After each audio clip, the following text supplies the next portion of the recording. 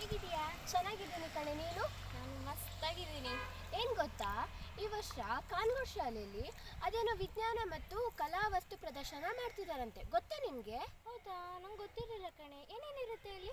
ಅಲ್ಲಿ ವಿಜ್ಞಾನ ವಿಷಯಕ್ಕೆ ಸಂಬಂಧಿಸಿದಂತೆ ಅನೇಕ ವರ್ಕಿಂಗ್ ಮಾಡೆಲ್ಗಳ ಮಾದರಿ ಮತ್ತು ಡಮ್ಮಿ ಮಾಡೆಲ್ಗಳ ಮಾದರಿ ಇರುತ್ತಂತೆ ಕಣೆ. ಹೇಳಬೇಕು ಅಂದರೆ ಚಂದ್ರಯಾನದ ಬಗ್ಗೆ, ಟೆಸ್ಲಾ ಕಾಯಿಲ್ ಬಗ್ಗೆ, ಸೌರವ್ಯೂಹದ ಬಗ್ಗೆ, ಜಾಗತಿಕ ತಾಪಮಾನದ ಬಗ್ಗೆ, ಹಸಿರು ಮನೆ ಪರಿಣಾಮದ ಬಗ್ಗೆ, ಹೀಗೆ ಹೇಳ್ತಾ ಹೋದರೆ ದಿನವಿಡೀ ಸಾಕಾಗಲ್ಲ ಕಣೆ.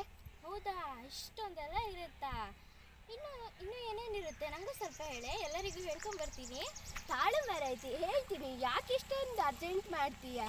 ಕಲಾ ವಿಷಯಕ್ಕೆ ಸಂಬಂಧಿಸಿದಂತೆ ಪ್ರಾಚೀನ ಕಾಲದ ವಸ್ತುಗಳ ಪ್ರದರ್ಶನ, ನಾಣ್ಯಗಳ ಪ್ರದರ್ಶನ, ಇನ್ನು ಹಲವಾರು ಪ್ರದರ್ಶನಗಳು ಇರುತ್ತಂತೆ ಕಣೆ.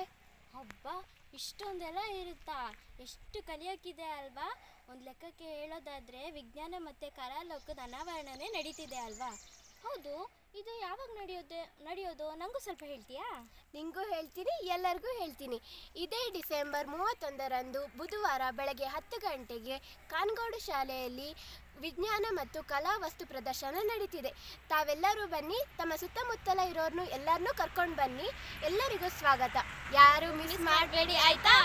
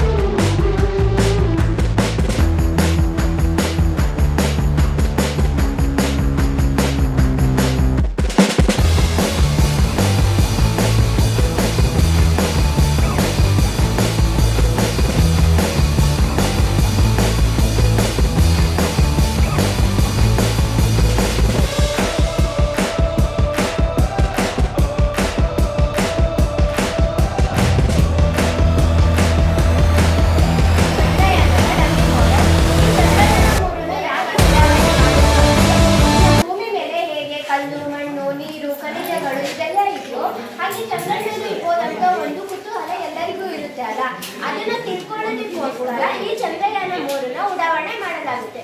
ಚಂದ್ರಯಾನನ 3 ಸಲ ಉಡಾವಣೆ ಮಾಡಲಾಗುತ್ತೆ. ಚಂದ್ರಯಾನ 1ನ ಉಡಾವಣೆ ಮಾಡ್ತಾರೆ, ಆದ್ರೆ ಅದನ್ನ ಚಂದ್ರನ ಮೇಲೆ ಇಳಿಸೋದಿಲ್ಲ, ಚಂದ್ರನ ಸುತ್ತಾ ಇರುತ್ತೆ. ಅದು ಚಂದ್ರಯಾನ 2ನ ಚಂದ್ರನ ಮೇಲೆ ಇಳಿಸ್ಬೇಕು ಅಂತ ಉಡಾವಣೆ ಮಾಡ್ತಾರೆ, ಆದ್ರೆ ಅದರ ಲ್ಯಾಂಡಿಂಗ್ ಅಲ್ಲಿ ಏನೋ ಪ್ರಾಬ್ಲಮ್ ಆಗಿ ಅದು ವಿಫಲ ಆಗುತ್ತೆ. ಅದಕ್ಕೆ ಚಂದ್ರಯಾನ 3ನ ಉಡಾವಣೆ ಮಾಡ್ತಾರೆ.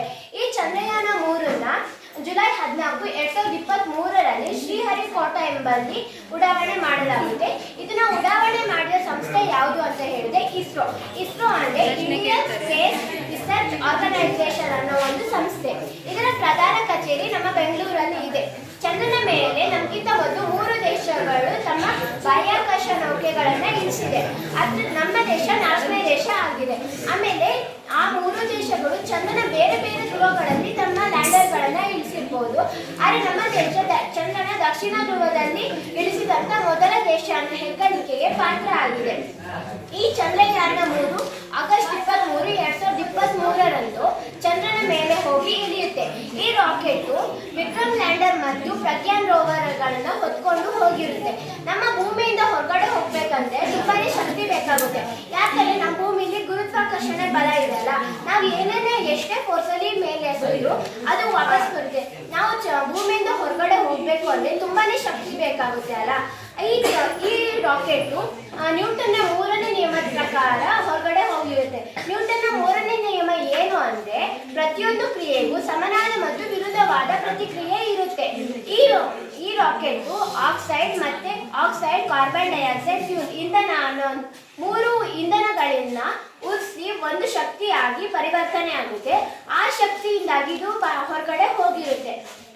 ಈ ನಮ್ಮ ವಿಕ್ರಮ್ ಲ್ಯಾಂಡರ್ ಹೋಗಿ ಇಳಿಸಿರುವಂತ ಜಾಗಕ್ಕೆ ನಮ್ಮ ಪ್ರಧಾನಮಂತ್ರಿಯವರು ಶಿವಶಕ್ತಿ ಅನ್ನುವಂತ ಹೆಸರನ್ನ ಇಟ್ಟಿದ್ದಾರೆ.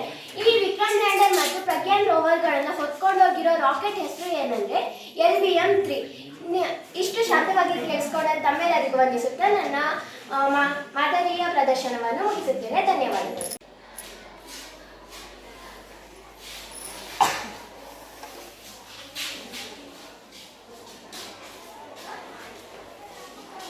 ಕಪ್ಪು ಮಣ್ಣು ಈ ಸಿಗಲ್ಲ, ನಮ್ಮ ಕಡೆ ಕಪ್ಪು ಮಣ್ಣು.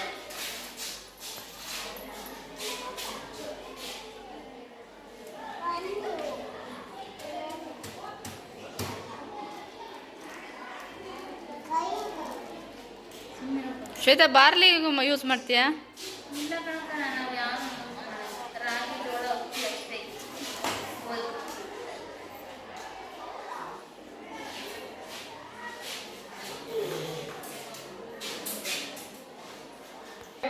ಮಕ್ಕಳೆಲ್ಲ ಹೊರಗಡೆ ಎಸಿದ್ರೆ ಹ್ಯಾಂಡ್ ವಾಶ್ ಮಕ್ಕಳಲ್ಲಿ ಡಸ್ಟ್ಬಿನ್ ಇಡಲಾಗಿದೆ.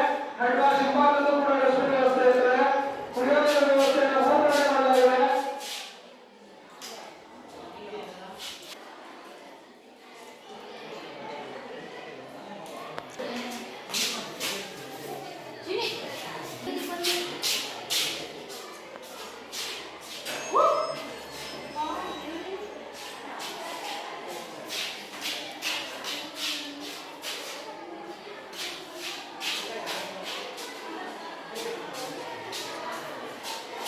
ಯೂಟ್ಯೂಬು ನಾನು ಹೇಳಿದ್ನಲ್ಲ ಅವ್ರದ್ದಾಯ್ತು. ಯಾಕೋ ಓದ್ತಿಲ್ಲ ಅವರೆಲ್ಲ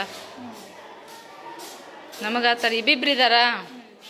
ಇಬ್ರು ಬಿಟ್ಟರೆ ಈಗ ನಾ ಯಾರ ಹತ್ರನೂ ಹೇಳೂ ಇಲ್ಲ. ಮಳೆ ನೀರು ನಾನು ಮಾಡಿದ್ರೆ ಇಷ್ಟು ಮಾಡಿದ್ರೆ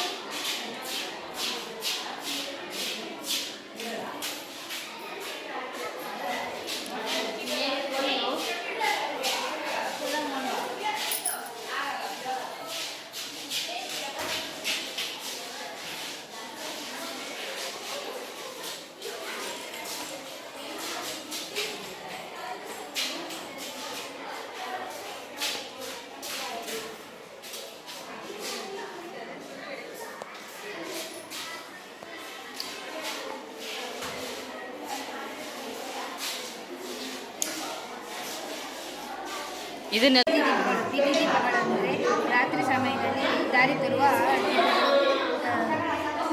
ಪುರಾತನ ಕಾಲದಿಂದ ಈ ದೀಪಗಳು ರೇಟ್ ಅಂದರೆ ಬೀದಿ ದೀಪಗಳೆಂದರೆ ರಾತ್ರಿ ಸಮಯದಲ್ಲಿ ದಾರಿ ತರುವ ದೀಪಗಳು. ಇವು ಹೆಚ್ಚು ವಿದ್ಯುತ್ತನ್ನು ಉತ್ಪತ್ತಿ ಮಾಡಿಕೊಳ್ಳುವುದಿಲ್ಲ.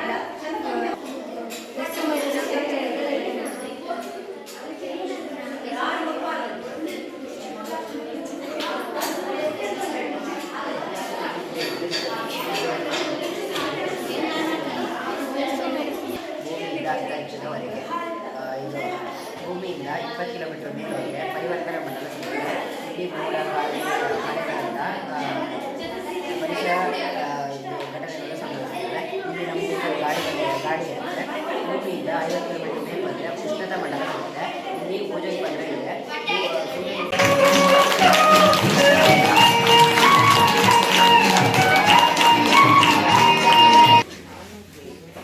ಪ್ರಥಮ ಆಶುಭಾಷಣ ತೃತೀಯ, ಇಂಗ್ಲಿಷ್ ಕಂಠಪಾಠ ದ್ವಿತೀಯ ವಿದ್ಯಾರ್ಥಿನಿಗೆ ಬಹುಮಾನವನ್ನ ನೀಡಬೇಕಾಗಿ ಕೋರಿಕೊಳ್ತಾ ಬಗ್ಗೆ ಹೇಳ್ತೇನೆ. ಮೊದಲನೇದಾಗಿ ಆರ್ಪಿ ಕೇಜ್ 400 ಇಂಟು ರಿಲೇ ಸೆಕೆಂಡ್ ಪ್ರೈಸ್, ಗುಂಡು ಎಸೆತ third prize, throw ball first prize, ರಸಪ್ರಶ್ನೆ ಸೆಕೆಂಡ್. ನೆಕ್ಸ್ಟ್ ಒಬ್ಬ ವಿದ್ಯಾರ್ಥಿ ಆಕಾಶ್ ಪಿವಿ, ಕಬಡ್ಡಿ ಸೆಕೆಂಡ್, ಹಗ್ಗ ಜಗ್ಗಾಟ second. Tejas relay third, kabaddi first, Kannada ಕಂಠಪಾಠ ಥರ್ಡ್, ಹಿಂದಿ ಕಂಠಪಾಠ ಸೆಕೆಂಡ್, ರಸಪ್ರಶ್ನೆ ಥರ್ಡ್, ಇಂಗ್ಲಿಷ್ ಕಂಠಪಾಠ ಸೆಕೆಂಡ್. ಕಲಿಯುವ ಉತ್ಸಾಹದಲ್ಲಿ ಮೂಡಲಿ ಸುಜ್ಞಾನ, ಮೌಢ್ಯದ ಪರದೆ ಸರಿಸಿ ತಿಳಿವ ನೀಡಲಿ ವಿಜ್ಞಾನ, ಧನ ಕನಕಗಳಿಗಿಂತಲೂ ಅಮೂಲ್ಯವೀ ಜ್ಞಾನ. ಜ್ಞಾನಕ್ಕಿಂತ ಮಿಗಿಲಾದ ಸಂಪತ್ತು ಜಗತ್ತಿನಲ್ಲಿ ಯಾವುದೂ ಇಲ್ಲ. ಆದರೆ ಈ ವಿದ್ಯೆ ಜ್ಞಾನ ಸಾಧಕರ ಸೊತ್ತೇ ವಿನಃ ಸೋಮಾರಿಗಳ ಸೊತ್ತಲ್ಲ.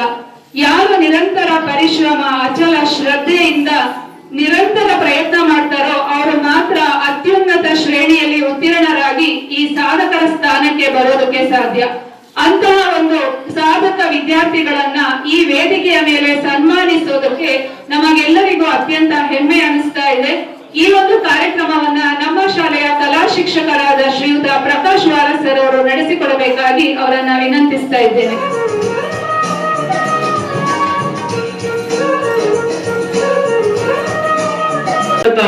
ಅಂಗದೊಂದಿಗೆ ಶಾಲೆಯ ಕೀರ್ತಿಯನ್ನು ಸಹ ಹೆಚ್ಚಿಸಿದಂತಹ ವಿದ್ಯಾರ್ಥಿಗಳಿಗೆ ನಮ್ಮ ಎಲ್ಲ ಶಾಲೆಯ ಸಮಸ್ತ ಪೋಷಕ ಬಂಧುಗಳು, SDMCಯ ಸರ್ವ ಸದಸ್ಯರು ಹಾಗೂ ಶಿಕ್ಷಕರ ವೃಂದವೂ ಸಹ ಅವರನ್ನ ಪ್ರೀತಿಪೂರ್ವಕವಾಗಿ ಗೌರವಿಸತಕ್ಕಂತಹ ಈ ಒಂದು ಸಂದರ್ಭದಲ್ಲಿ ನಾನು ಆ ವಿದ್ಯಾರ್ಥಿಗಳನ್ನ ವೇದಿಕೆಗೆ ಕರೀತಾ ಇದ್ದೀನಿ. ಆ 3 ವಿದ್ಯಾರ್ಥಿನಿಯರು ವೇದಿಕೆಗೆ ಬಂದು ಆಸೀನರಾಗಬೇಕೆಂದು ಅವರಲ್ಲಿ ಕೇಳ್ಕೊಳ್ತಾ ಇದ್ದೀನಿ. ಮೊದಲನೇದಾಗಿ ಸಾನಿಯಾ ಡಿಸೋಜಾ, ಎರಡನೇದಾಗಿ ಕುಮಾರಿ ಪ್ರಜ್ಞಾ, ಮೂರನೇದಾಗಿ ಕುಮಾರಿ ಅಮೃತಾ ಎಂ. 3 ವಿದ್ಯಾರ್ಥಿನಿಯರು ವೇದಿಕೆಯ ಮೇಲೆ ಇರ್ತಕ್ಕಂತಹ ಕುರ್ಚಿಯಲ್ಲಿ ಆಸೀನರಾಗಬೇಕೆಂದು ಕೇಳ್ಕೊಳ್ತಾ ಇದ್ದೇನೆ. 625ಕ್ಕೆ 601 ಅಂಕಗಳನ್ನು ಗಳಿಸುವುದರ ಮೂಲಕ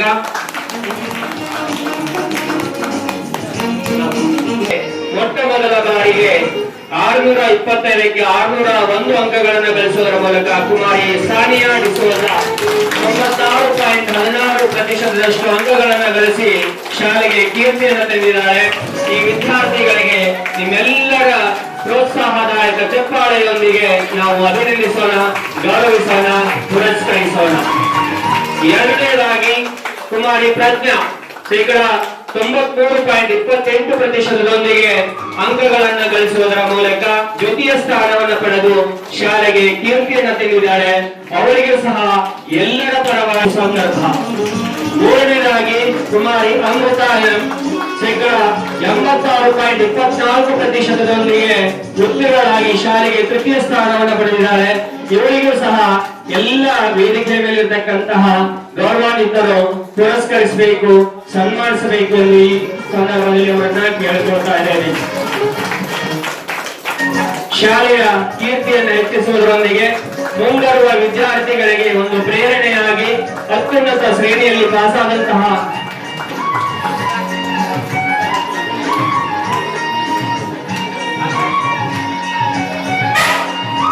ಈ ವರ್ಷದ ವಿದ್ಯಾರ್ಥಿಗಳಿಗೆ ಈ 3 ವಿದ್ಯಾರ್ಥಿಗಳು ಪ್ರೇರಣೆ ಅಂದ್ರೆ ತಪ್ಪಾಗಲಿಕ್ಕಿಲ್ಲ. ತುಂಬಾ ಪರಿಶ್ರಮ ಪಟ್ಟು ಹಾರ್ಡ್ ವರ್ಕ್ ಮಾಡಿ, ಅಷ್ಟೇ ಸ್ಮಾರ್ಟ್ ವರ್ಕ್ ಮಾಡಿ, ಶಿಕ್ಷಕರು ಹೇಳಿದಂತಹ ಎಲ್ಲ ವಿಚಾರಗಳನ್ನು ತಿಳ್ಕೊಂಡು ಮನೆಯಲ್ಲಿ ಅಷ್ಟೇ ಶ್ರದ್ಧೆಯಿಂದ ಒಂದು ಅಭ್ಯಾಸದಲ್ಲಿ ಪ್ರಯತ್ನ ಪಟ್ಟ ಪ್ರತಿಫಲವೇ ಈ ದಿನ ಅವರು ನಿಮ್ಮ ಮುಂದೆ ಸಾಧಕರ ಒಂದು ಪಟ್ಟಿಯಲ್ಲಿ ಕೂತ್ಕೊಂಡು ಅಥವಾ ಸಾಧಕರ ಸ್ಥಾನದಲ್ಲಿ ಕೂತ್ಕೊಂಡು ಸತ್ಕರಿಸತಕ್ಕಂತಹ ಒಂದು ಈ ಸಂದರ್ಭವನ್ನು ಪಡ್ಕೊಂಡಿದ್ದಾರೆ. ಅವರಿಗೆ ನಿಮ್ಮೆಲ್ಲರ ಪರವಾಗಿ ಹೃದಯಪೂರ್ವಕವಾದಂತಹ ಧನ್ಯವಾದಗಳನ್ನು ತಿಳಿಸ್ತಾ ಇದ್ದೇನೆ. ಹಾಗೆ ಪಡ್ಕೊಂಡಿದ್ದಾರೆ. ಈ ಬಹುಮಾನವನ್ನ ಗಣಿತ ಶಿಕ್ಷಕಿಯಾಗಿರ್ತಕ್ಕಂತಹ ಸವಿತಾ ಮೇಡಮ್ ಅವರು ನೀಡಬೇಕೆಂದು ಕೇಳ್ಕೊಳ್ತಾ ಇದ್ದೇನೆ.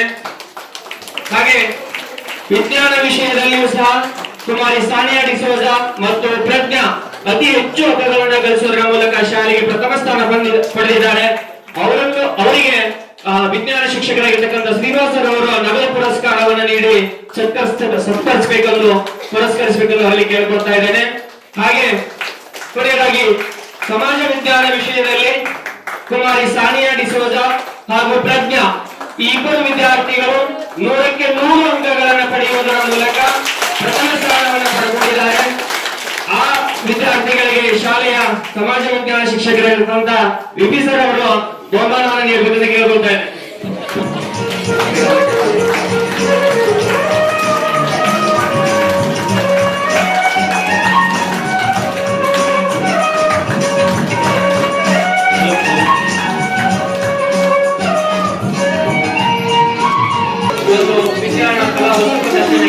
ಒಂದು ಸಹಕಾರವನ್ನು ನೀಡಿದ್ದಾರೆ ನಮ್ಮ ಶಿಕ್ಷಕರ ಜೊತೆಗೂಡಿ.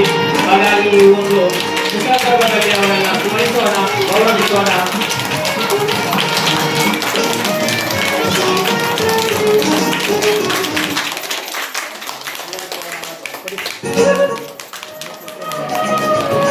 ವಿದ್ಯಾರ್ಥಿಗಳೇ, ಜೋರಾದ ಚಪ್ಪಾಳೆಯೊಂದಿಗೆ ನಾವು ಅವರನ್ನು ಪ್ರೋತ್ಸಾಹಿಸೋಣ, ಗೌರವಿಸೋಣ, ಸ್ಮರಿಸೋಣ. ಟೀಚರ್ಸ್ ಹಾಕಿದ್ದಾರೆ. ನಮ್ಗೆ ಮಾರ್ಕ್ಸ್ ಬಂದಾಗ ಎಷ್ಟು ಹ್ಯಾಪಿ ಆಗಿದೆ ನನಗೆ ಗೊತ್ತಿಲ್ಲ, ಆದರೆ ನಮ್ಮ ಟೀಚರ್ಸ್ ತುಂಬಾ ಖುಷಿ ಆಗಿದೆ. ನಾನು ಈ ಸ್ಕೂಲಿಗೆ 8th ಸೇರಿದಾಗ ಇಲ್ಲಿ 10th ಅಲ್ಲಿ ಪ್ರತಿಭಾ ಪುರಸ್ಕಾರ ಮಾಡ್ತಿದ್ದೀನಿ ನೋಡ್ಕೊಂಡು ಆ ಪ್ಲೇಸ್ ಅಲ್ಲಿ ನಾನು ಇರ್ಬೇಕು ಅಂತ ಅನ್ಕೊಂಡಿದ್ದೆ. ಇವತ್ತಿದ್ದೀನಿ, ಅದಕ್ಕೆ ತುಂಬಾ ಖುಷಿ ಆಗ್ತಾ ಇದೆ. ಮತ್ತೆ ಇಂಪಾರ್ಟೆಂಟ್ ಆಗಿ ನಮ್ಗೊಂದು ಟಾರ್ಗೆಟ್ ಇರ್ಬೇಕು. ಈಗ ನಾನು 600 ಕ್ರಾಸ್ ಮಾಡ್ಬೇಕು ಅಂತ ಟಾರ್ಗೆಟ್ ಇಟ್ಟಿದ್ದೆ. ಅದಕ್ಕೆ ಯಾವ ಸಬ್ಜೆಕ್ಟ್ ಎಷ್ಟು ತೆಗಿಬೇಕು, ಎಷ್ಟು ಎಫರ್ಟ್ ಹಾಕ್ಬೇಕು ಅಂತ ಫಸ್ಟ್ ನಾನು ತಿಳ್ಕೊಂಡು ಆಮೇಲೆ ಅದ್ರ ಪ್ರಕಾರ ನಾನು ಓದಿದ್ದೀನಿ. ಆಮೇಲೆ ಟೀಚರ್ಸ್ ಇರ್ಬೋದು, ಅವರು ತುಂಬಾ ಜನ ದತ್ತು ಮಕ್ಕಳನ್ನು ತಗೊಂಡು ಆಮೇಲೆ ಬೆಳಗ್ಗೆ ಎದ್ದಿದ ತಕ್ಷಣ ಫೋನ್ ಮಾಡೋದು, ಅವ್ರಿಗೂ ಒಂಥರ ನಮ್ಗಿಂತ ಜಾಸ್ತಿ ಕೇರ್ ಅವರೇ ತೋರಿಸಿದ್ದಾರೆ. ಹಾಗಾಗಿ ಅವರು ಒಂಥರ ನಮ್ಗೆ